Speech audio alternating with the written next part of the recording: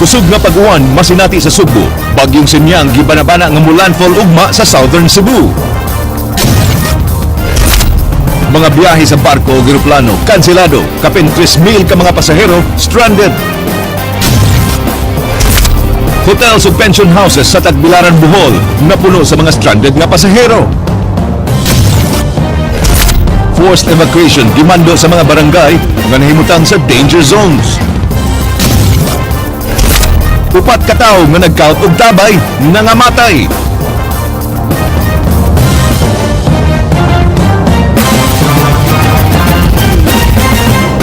May hapon Sugbo, Kabisayan, aniya na mga balita uban ang kinatibuk ang pwersa sa News 5 Cebu karong adlaw Lunes 29 sa buwan sa Disyembre tuig 2014. Ako si Glenn Soco. Amo nang hiatod ang mas sayong pagbalita inubanan sa mas komprehensibong impormasyon. Ako si Andrea Patenia.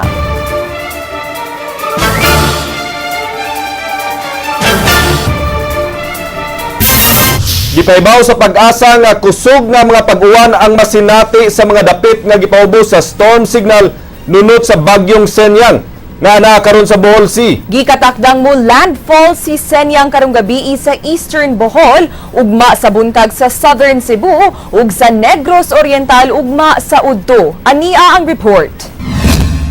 Sa Severe Weather Bulletin number 6 nga gipagawa sa pag-asa kaganihang alas 11 sa buntag, giisa na nga to sa signal number 2 ang Southern Cebu, Bohol, Siquijor, Negros Oriental, southern parts sa Negros Occidental, Surigao del Norte, Siargao, Agusan del Norte, Misamis Oriental, Camiguin ug Agusan del Sur.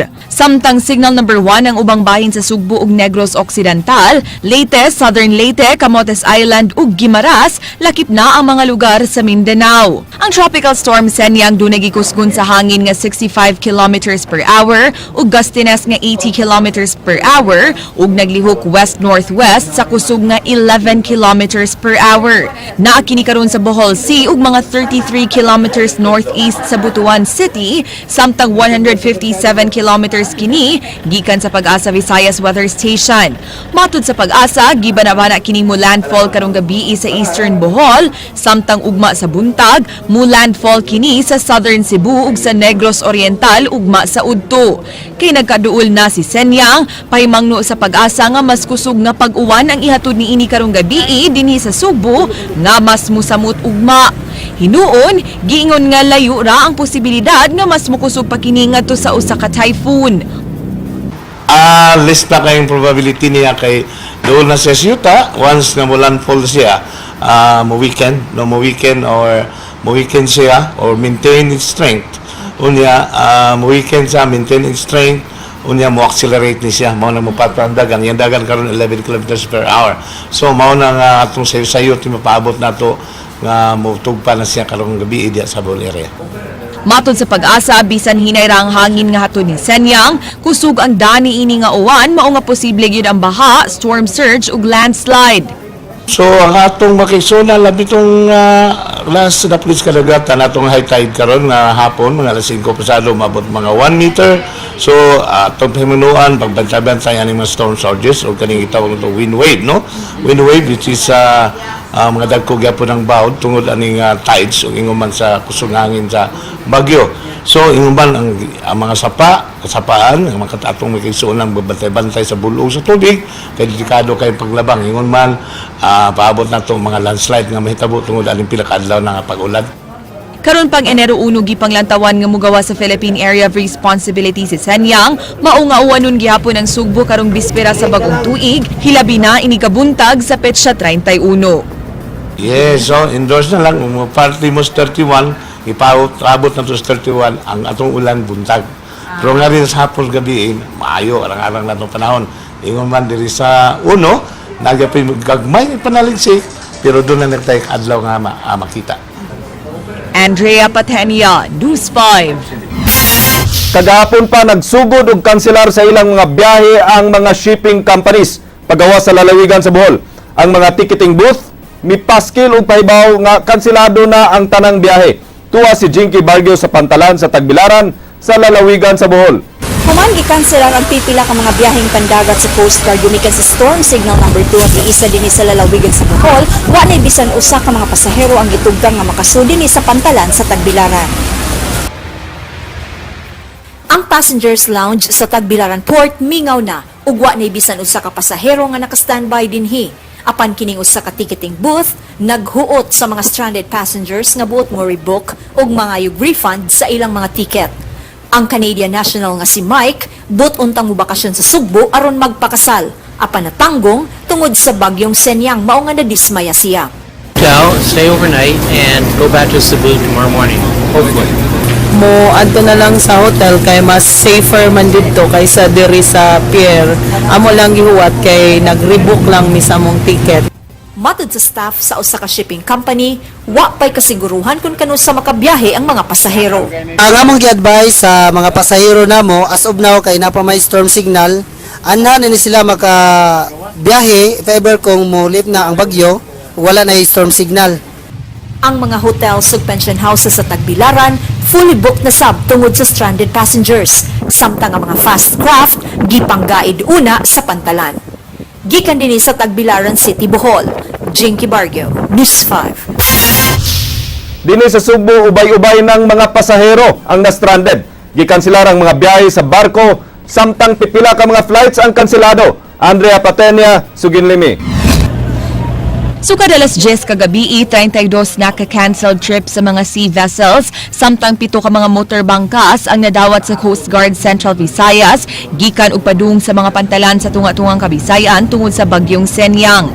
Moabot na sa kapin 3,000 ang mga stranded nga mga pasahero sa mga pantalan ug sud sa mga barko nga dunay connecting trips.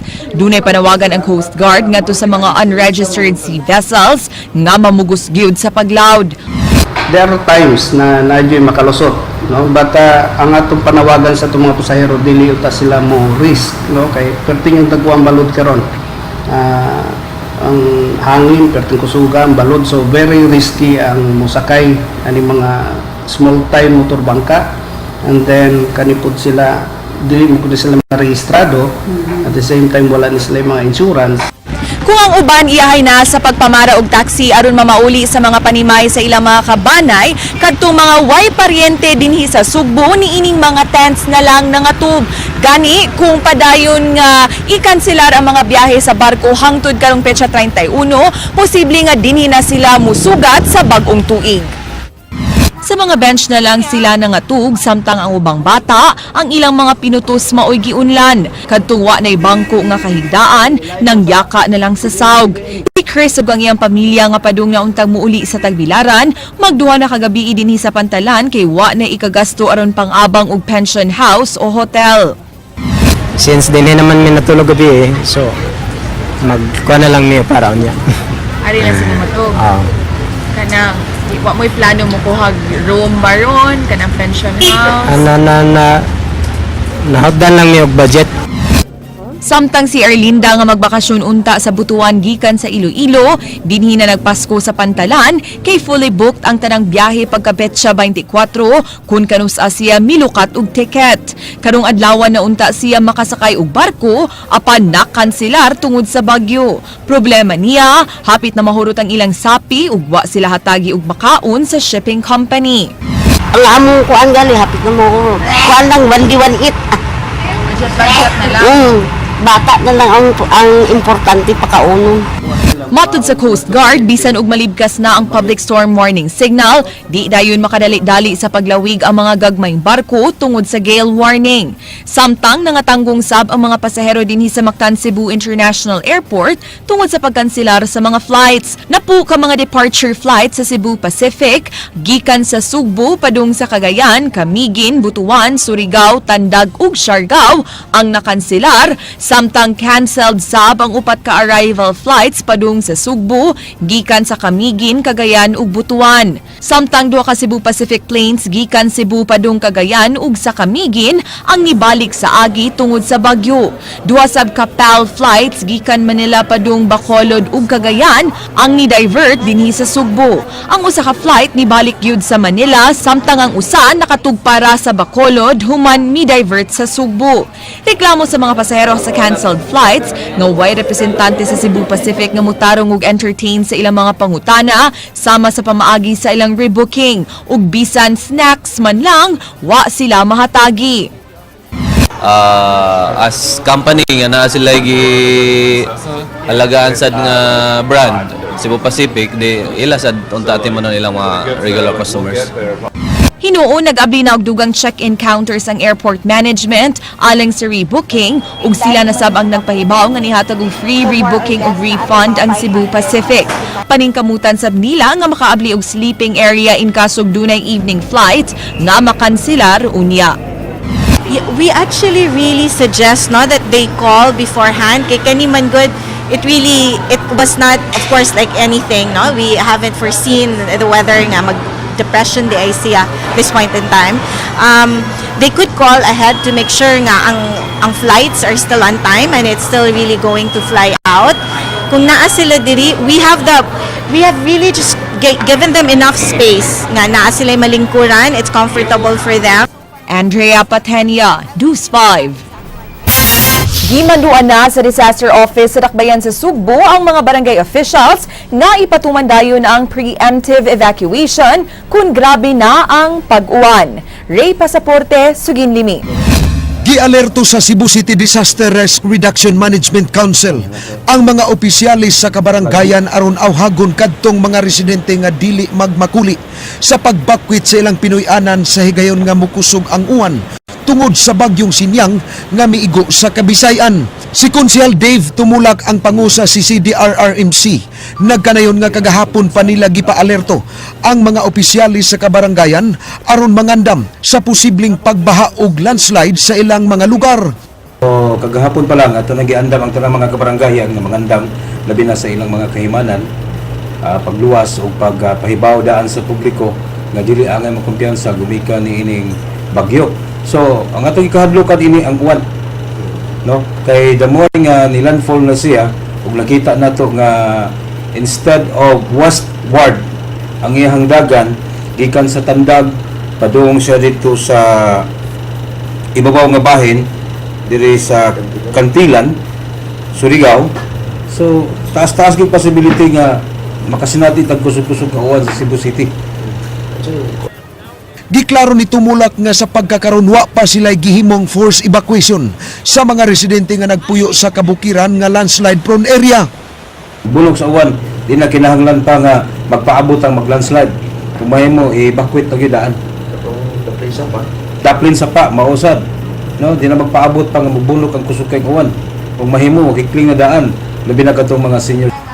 Dugang ni Tumulak nga prioridad jud sa paghikling kadtong mga senior citizens, mga babae ug mga bata aron malikayan ang disgrasya.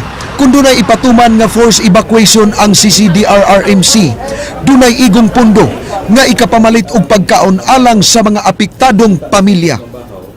Ray Pasaporte, News 5. OCD7 anaan na sa Red Alert samtang ang Provincial Disaster Risk Reduction and Management Office sa Sugbo anaan na sa Blue Alert nunot sa bagyong Senyang. Wa pa kinahanglana ang forced evacuation. King Perez, Suginlimi. Red alert na ang Office of the Civil Defense Region 7 human gideklarar nga ubos sa storm signal sa mga lalawigan sa Rehiyon 7. Padayon ng ilang pag-update sa mga lokal nga kagamhanan bahin sa kalambuan sa bagyo aron makahimo og mga tukmang lakang sa pagsigurong luwas sa mga mulupyo nunot sa bagyong Senyang. Nakamonitor karon ang OCD7 sa mga lalawigan sa Bohol ug Siquijor kundi ubos na sa storm signal number 2. Mipasidaan ng OCD7 nga magbinantayon ang mga namuyo sa mga danger zones sama sa coastal, low-lying, landslide ug flood-prone areas. Gikinahanglan nga mag-deal ta sa evacuation center sa dili lang importante nga naata sa safe areas. Kay hinay ang dagan sa Bagyo angay nga dili magkumpiyansa. Kun dili mausab ang dagan sa Bagyo, gipanglantawan nga dako ang rain accumulation nga gibana-banang moabot sa 15 ngadto sa 30 mm. Ang Dumaguete, gibaha to siya pero dili ganito siya bagyo. Last year, October 6, ang southern part of Negros, Siaton, Basay, Santa Catalina, Bayawan, gibaha gihapon pero in fact dili to siya bagyo. So kini siya mas dili tanay magkumpiyansa tungod kay bagyo ni siya. In fact ni-intensify siya sa pagka-tropical storm. Medyo ni kusog-kusog na siya. Nangandam sab ang Provincial Disaster Risk Reduction and Management Office alang sa pagresponde sa mga maapektuhan unya sa bagyo sa lalawigan. Andam na ang ilang mga search and rescue equipment, PC, solar generator sets ug mga emergency medical relief bags. Kundi aduna kini sulod nga mga medical kits, ingon man kining mass casualty incident cards nga gamiton alang sa pag-identify sa mga mahimong casualty unya sa bagyo. Ana sa blue alert ang PDRRMO nga nagpasabot nga naka-standby ang mga teams alang sa pag-deploy sa mga apektadong lugar ug kanunay nga pag-monitor sa kalungsuran. Gikakuyawan karon ang doon natay gikakuyawan sa Manipis, Trans Central Highway, o katong mga coastal, no? I hope wala gitaoy managat. Bisan pa man nga na sa storm signal ang lalawigan sa Sugbo tungod sa bagyong Senyang, di pa hinanali ang pagpatuman sa preemptive of force evacuation sa mga namuyo sa danger zones. Itugyan nga to sa mga lokal nga kagamhanan ng pagpatuman sa pagtabakwit, subay sa kahimtang silang dapit. Let me assure our our sister and brothers Cebuanos nga ang atong PDRMO is on standby, no? King Perez, News 5.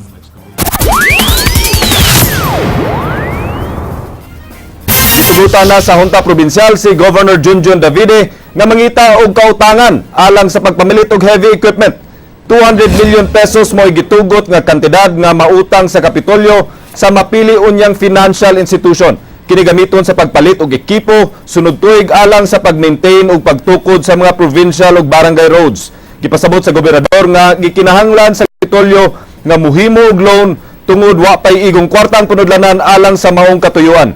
Gitinguha sab sa niining mabayaran ang loan sud sa usa ka tuig human sa pagpangutang o di pa sa mutapos iyang termino sa tuig 2016.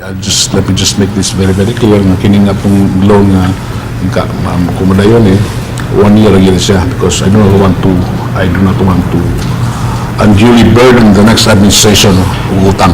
Tama tingali gina. I think that's an environment code.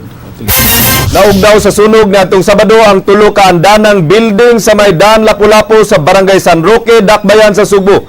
Duha ang samaran atol sa maong hitabo. Leslie Caminada Vistil, Sugin Limi. Alas 6 sa buntag niadtong Sabado gipukaw ang mga order sa ikaduhang andana ining building sa baga nga aso. Matud pa ni Rudwin nga misuway pa sila pag-agi sa hagdanan apan wa na kini nila mahimo tungod sa grabing aso. Gani diriyot sila nga masuffocate ug maayo na lang kay abtik silang nanggadto sa fire exit. Ako yaw na nakabangon kay aso man. Pag ana niya aso lagihan. Mo to ni nagisud og ginawag ako hidok-dok ang kanang sahog na mo. Ko, bay aso lagi diri bay di mi ginawa. Ya mo to pag sakit itong pulis.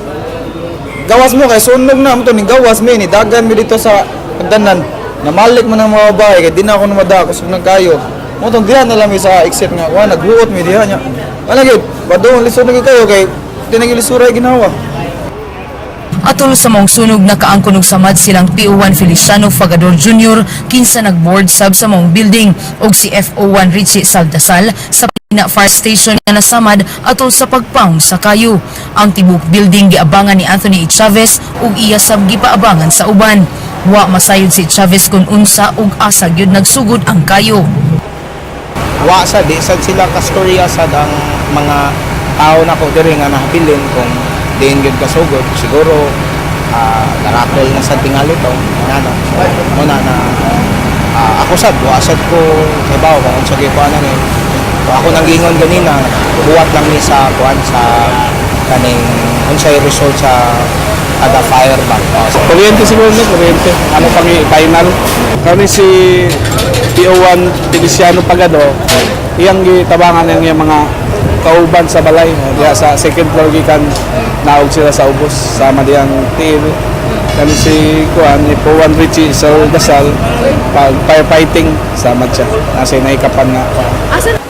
Giba na ba ng mukabat sa 150,000 pesos ang danyo sa mong sunog nga giisa sa third alarm ug nakontrolar sud sa 5 ka minutos.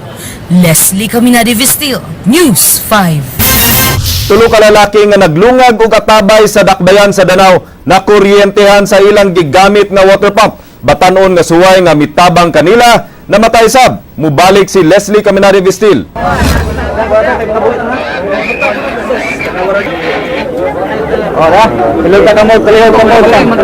Nagabian ang gihimong retrieval operations sa mga patayng lawas sa upat ka tawo nga nakurindihan sa gigamit nilang water pump aron paghabwa sa tubig sa lungag nga ilang gihimong tabay dinhi sa sitio Pasil, Kalubihan, Barangay Maslug, Dakbayan sa Danau. Unang nangayog tabang ang tulo ka mga nagtrabaho sa tabay nga silang Amik Bunconsejo, Ernesto Ugabaw ug Jess Christian Miguel.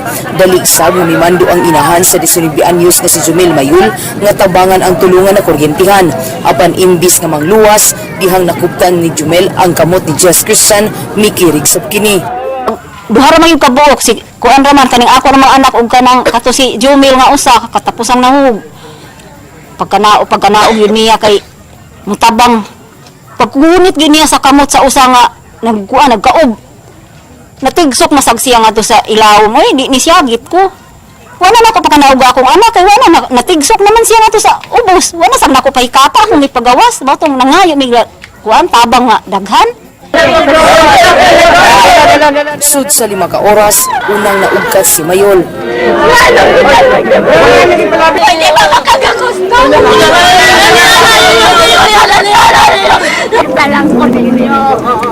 Dihang nagkaduol na kinisi ang anak, iyang gimahayan ang mga rescuers kay humog pa ang iyang anak.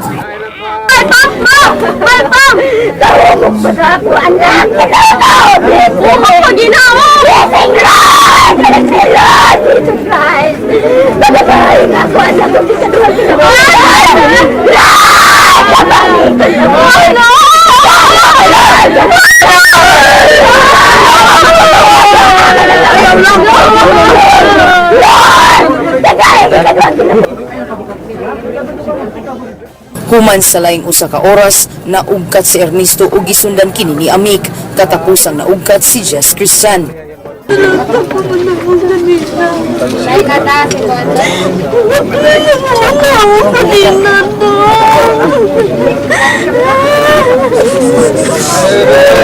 Naglisod ang mga rescuers sa pagkuha sa mga patayng lawas tungod sa tubig nga nagkaanam og saka. Gani na surpresa magalamig anong na nagkatong tabay diri nga government plata na siya. Pero ingon kay ana daw ka pagtugot sa barangay. Wala gid ko kahibalo niya na. Tubo na gat ang tubig and using kuryente man. So mo tin ka kuryente nila. Treasure hunting man din na and then yung kapitan tuo siya nga nagkaot lang og well gani itabunan man nila nanabon sa sila ba. So confirm na treasure hunting. Yeah. Gingong naghimo og tabay ang tulo ka biktima nga dunay lungag nga di mo minus 20 ngadto na sa 30 ka tiil ang gilawmon. Ang amahan sa 19 anyos nga mitabang sa tulo gimahayan ang pamilya sa tulo ka namatay kay di unta mamatay ang iyang anak kun wa magbangag sa dapit. Nagtuo kini nga nag-treasure hunting ang tulo. Balag problema ba sa hitsa sa miyunta? Karon na sa bumang nga ibanang kong mga anak. Tawaton na ko gihapon. Basta ilala tulbagon ang problema sa mga anak. Tulbagon na nila. Di ko mangitag kuan labas o basta. Sakto na ma'am. Nga. Wa mi kay bawo nga Wa mi kay bawo ma'am nga nagkabta ba sa diya kay sikreto lang lang pagkuan siya. Kay ang ilang ikuan da gabi man. Sa usa pa ang kanang kuha sa kadang makita dili mabati kay ang ilang sounds kusog kayo mugawa sa ilang bay. So unsay pagtuon niyo sir nga gibuhatan na nila? Ha? Unsay pagtuon niyo gibuhatan na nila? Nga? Nag-treasure hunting. Oh! Treasure hunting. Oh, naunga na. Leslie Caminade Vistil, News 5. Naaprubahan na kaganihang buntag sa Special Provincial Board Session ang usa ka resolusyon nga magtugot ni Governor Junjun Davide sa paghimo og kasabutan tali sa PhilInvest ug Cebu Property Ventures and Development Corporation nga nagduma sa pipila ka bahin sa Cebu IT Park. King Perez, Suginlimi. Suliran sa PhilInvest ang road right-of-way sa W. Gionzon Street nga himuununta nilang access road. Dunay perimeter wall ang CPVDC sa maong dalan nga nakababag sa PhilInvest nga maagian ng ilang property.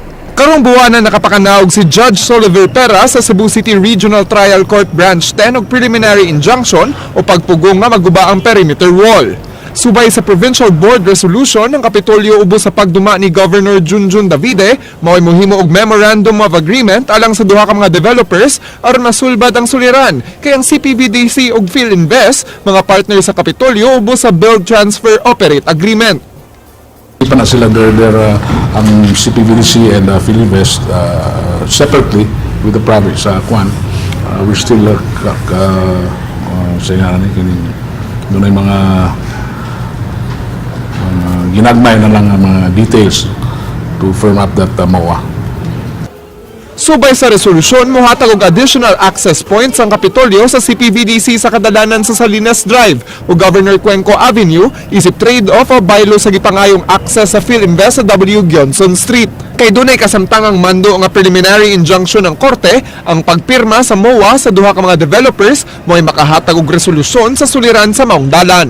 Na siyang preliminary injunction sa court na naman to, pero if there is an agreement, I think ma-dissolve na to siya on motion of both parties na doon na compromise agreement, and that will be part of it. I think na i-move for the lifting of the injunction subject to the agreement among the parties.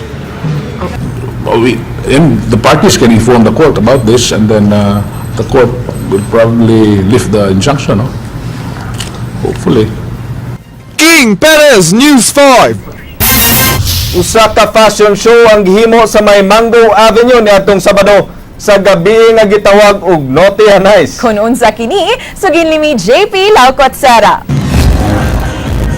50 ka mga teenage models ang mirampa sulob ang mga creation sa mga designers dinhi sa Sugbo kinialang sa benefit fashion show nga gitawag og Naughty and Nice. Tingnan makaingon sila ba na kanang colorful kini dili na ingon naughty ang masud sa una dili masud sa una naughty ang masud sa una. So ako na pasagot na kamaingon sila power sila ba ay nana pwede do na change sila ba. Ang maong kalihukan gitumong alang sa pagsaulog sa Pasko diin nahimo nilang beneficiary ang mga bata sa Barangay Lahog, Cebu City. Ang kaya tumangatag ka sa mga karong Pasko nga kay kanang sa tawagan ni dapat mag-share love ng tao. So kinahanglan sad na karong Pasko na kanang mahatag ka sa mga mga kaigsuonan dili lang sa gugma, dili lang materialis, kundi ang gugma sa tagsa inana. JP Laukot Sara, News 5. Andrea, mga kapatid, ug maong kadto ang mga balita sa Aksyon Bisaya kini si Glenn Soco. Daghang salamat. Ako si Andrea Patenia. Bisan asa, bisan kanusa. Kapatid, kay di lang kutob sa balita. Aksyon!